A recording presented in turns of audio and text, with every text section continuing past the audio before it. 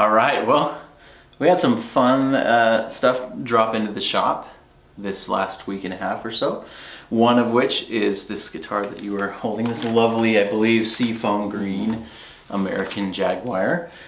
Now, but I haven't played a Jaguar in a long time. I don't think you have either, unless you're not telling me about something. No, it's been a while. It's been cool, kind of just dive back in. It's a little different. I think it's got a little less switches up here, but really cool guitar. The customer came in and wanted us to put in a custom set of Jaguar pickups, and we were like, well, what does that mean?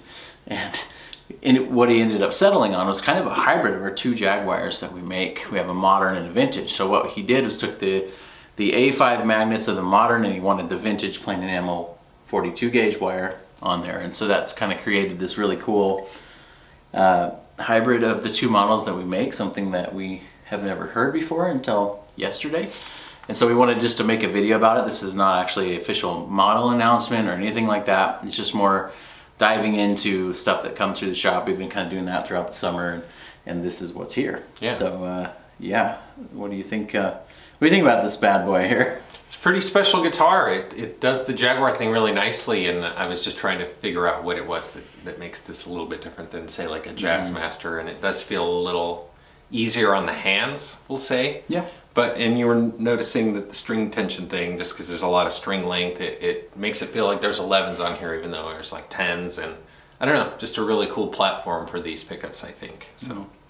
Yeah, and this has got the 4-way switch on it, which does various series parallel, some in-phase, out-of-phase stuff. Really kind of interesting, and so we're not going to try to demo the full scope of what this is. I think he said it was the mod shop or something like that, so something you can do from Fender to get kind of your own custom variation of different models get put together. So it's we don't know the official model name because I think it is kind of somewhat of a hybrid but directly purchased from Fender, from what I understand. So yeah, that's what's in there. We've got some lovely aged white covers. Again, Alnico 5 magnets on those, and our Jaguars all have flat poles, so they're just a nice, good all-around pickup. And this, I think, added a little bit of smoothness to it. Now, it's been kind of a double whammy for us because we've had to go and test the different positions. Every time you move this, it's actually a different configuration between the pickups there too. So lots going on. We'll try to show you just a couple of the positions so you can hear how these pickups sound. This is an example also of something, if you hear something on our website and you want something different, this is a good way to do it. We kind of like nerding out over that stuff. I think we were having this debate on Jaguars yesterday. Should we get one sometime? And the last Jaguar I had was a Squire Classic Vibe, maybe, that was like the B stock Classic Vibe. Like the frets were killing, like slicing my hands all the way down. It was not a good guitar. And then this has kind of been cool to play a nice one, if you will. Yeah, definitely a nice example. Yeah, but then the biggest debate we had yesterday was which is more hipster, the Jaguar or the Jazzmaster. So have you come up with a... Yeah. I know you were kind of doing the politician thing yesterday. Well, this one is...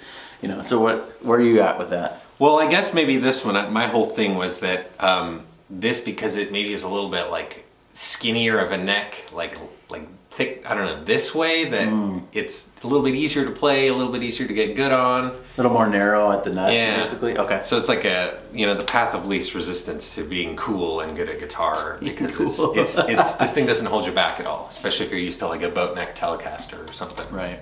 Since we know everything about being cool, obviously, as you can tell by following our videos. Oh man, it's Friday, we're having a good time here, just messing around, but let's plug this thing in. Again, if you absolutely love the sound of this, we're gonna give you some really quick sound samples. I think that's been one of the things that's been interesting, is people have said, oh, I wish I had more of this, or some of this, and we never know what you're gonna want. We never know what is gonna make you happy, but at the same time, we would love to share what we're working on and doing that. So we're gonna do that now and just play through some tones of this, and let's check it out. Let's do it.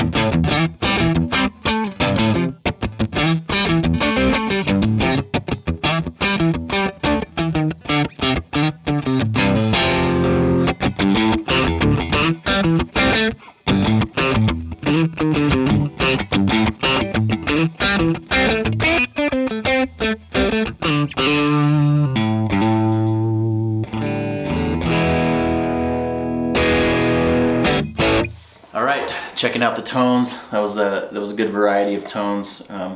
Again, if you're curious about this, there is like a specific wiring for this guitar. It's a lot. There's a lot of things going on. And again, we can't show all of those, but overall, just kind of impressed with the quality of the guitar. I think I haven't played a, shall we say, an upper end Fender in a little while, so I'm encouraged that progress is being made, I guess.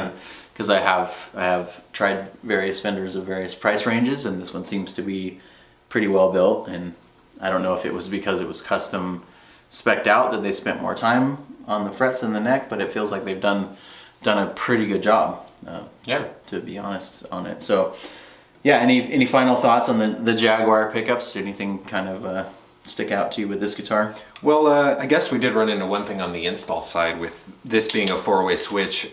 Normally you have to have like a ground for the little cage, the little claw itself, and so we had to go back and add that after the fact. So if you have like a similar setup with the 4-way switch, it's definitely worth mentioning that, and then we can make sure that we build it the right way. Right. So when it gets to you can just load it up and get playing. And I guess then that was the other thing too. Yeah, removing the jumper wire usually goes from the black or the start of the coil to the metal of the claw that you can see coming up around the side. But then the other thing too is, I'm glad you mentioned that, because we had to run the wires from the pickup all the way up to the switch here.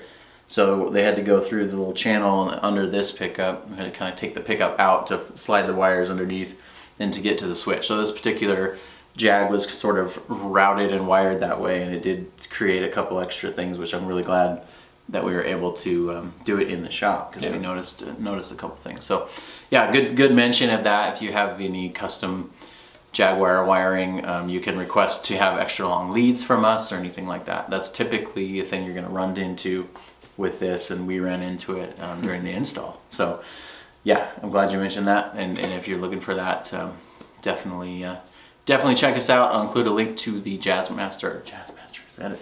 The Jaguar pickups. See, we were just having that debate. The Jaguar pickups below, and you can check this out on our website. Thanks so much.